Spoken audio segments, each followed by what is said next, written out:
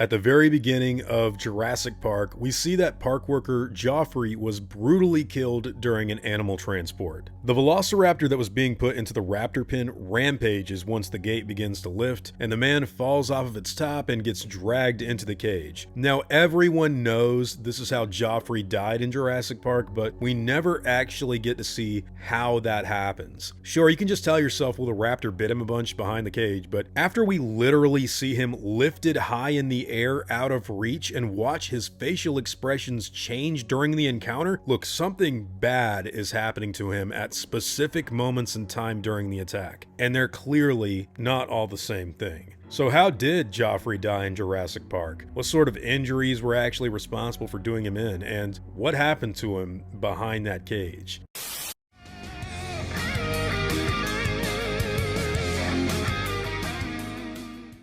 He doesn't bother to bite your jugular like a lion, see? So when Joffrey first falls from the gate in Jurassic Park, of course it's obvious to see that the animal first grabbed hold of Joffrey's legs when it pulled him into the cage. But after that, things get way more intense. I think any sort of injuries done to the man's legs or lower torso wouldn't be too bad, granted for what actually happens to him, until a certain moment in Jurassic Park in which you can visibly see changes, like things just got way worse. Now, the only thing that makes logical sense to have happened to Joffrey here is for the dinosaur to have gotten a hold of something way worse than what it had before, and the pain leads him to grab hold of the side before being lifted into the air and dragged with the Velociraptor to the top of the cage. This kind of behavior seems categorically brutal for raptors, and I don't know if any of you have ever sat down to think about this, but when Ellie Sattler goes to turn the power back on in Jurassic Park, we see Ray Arnold's severed arm fall from the top of the building, which means that the Velociraptors probably drag their prey, or at the very least parts of their prey, to high locations in order to feed. We can even see the raptor in the shed latch onto the door in a way that the animal probably was doing when it was pulling Joffrey this high. So the raptor grabs Joffrey's body, leaps in the air, latches onto the side of the cage, and starts tearing away at him, and it's also roaring during all of this, so it's not just attacking him, it's doing something kind of vicious. And keep in mind, this is after he felt it tear something in him behind the corner we never got to see, and that was a way worse injury than what he'd felt before.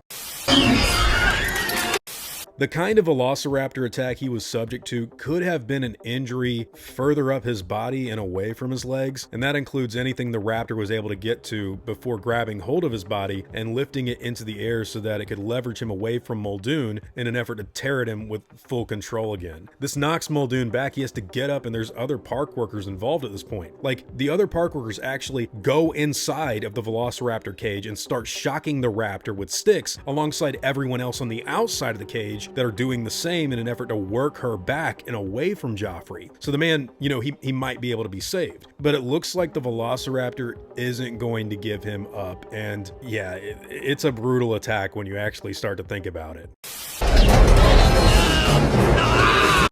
Sometime during this encounter, it looks like the raptor goes down from the side of the cage, and Joffrey desperately is trying to get out, but it's gone on for so long that Muldoon makes the decision to call in shotguns and tell the park workers to just kill the dinosaur. Before he's able to get someone to carry out the order, Joffrey begins to slip away, and his body is pulled further into the cage until a final gargled scream is heard, where the man seems to have been delivered some kind of really bad killing blow. This is of course where the man died, and what kicks off the safety inspection that Jurassic Park is going to eventually fail in the movie. Now, make no mistake, man, I've heard all the rumors about the Velociraptor living after being shot and making noises like it dies, and I'm sorry, I'm thoroughly convinced that the park workers definitely killed this Velociraptor in this scene. I didn't used to believe that, but if you rewatch Jurassic Park, it sounds like that animal is dying. Even in later scenes where Robert Muldoon says that they bred 8 originally until they introduced the animal that killed all of the pride except for 2 of the others, I think that can be interpreted as to what happened originally, like before all of this stuff happened. So this 4th full-grown Velociraptor was just supposed to replace one of the ones that was already killed by the big one, and they had to shoot this one dead because it killed Joffrey. Either way, the only real indication as to how Joffrey died probably comes from Dr. Alan Grant of all people, who, look man, he describes a pretty bad way to go. Maybe across the belly, spilling your intestines. Now, since this scene takes place after the Velociraptor attack, and since we do see that Joffrey's abdomen was what was behind the cage in the attack itself, it could be a good theory that this is how the man died in Jurassic Park. We even see behavior in the shed scene that would support the idea that the animals lifting their prey, or at least parts of them, away from the kill area could make sense as far as what the dinosaurs are capable of doing, you know, here goes. I mean, dude, it's hard to say how Arnold died. I mean, they could have ripped his arm off and carried it somewhere and come back to get him. I don't know. Personally, I think the animal either got to something under Joffrey's abdomen, maybe an artery, maybe his groin, or even the stomach itself, and started tugging on it bad before lifting the man in the air and tearing at his body from a different direction while it was latched onto the side of the cage. And look, man, raptors in the first Jurassic Park are mean. This thing is screaming at the top of its raptor lungs, and while it's like tearing at him, it's not just biting, it is wow. After that, once he started to get pulled in at the end of the scene, I have no idea what happened. Maybe the Velociraptor started attacking him in a way that was just too severe, but I don't think it was around the jugular like a lion, because, you know, we hear him die, and Dr. Alan Grant says that's not what the animals do. They don't finish you off that way. You are alive when they start to eat you. Either way, Robert Muldoon is mad, bro. He is not a fan of raptors. In the whole movie, he's just waiting for the chance to blow one of these guys away, which is why Alan Grant's little foreshadowing at the beginning of Jurassic Park makes the end of Muldoon so gnarly. That little quote of, "That's where the attack comes, not from the front, but from the side." Clever girl.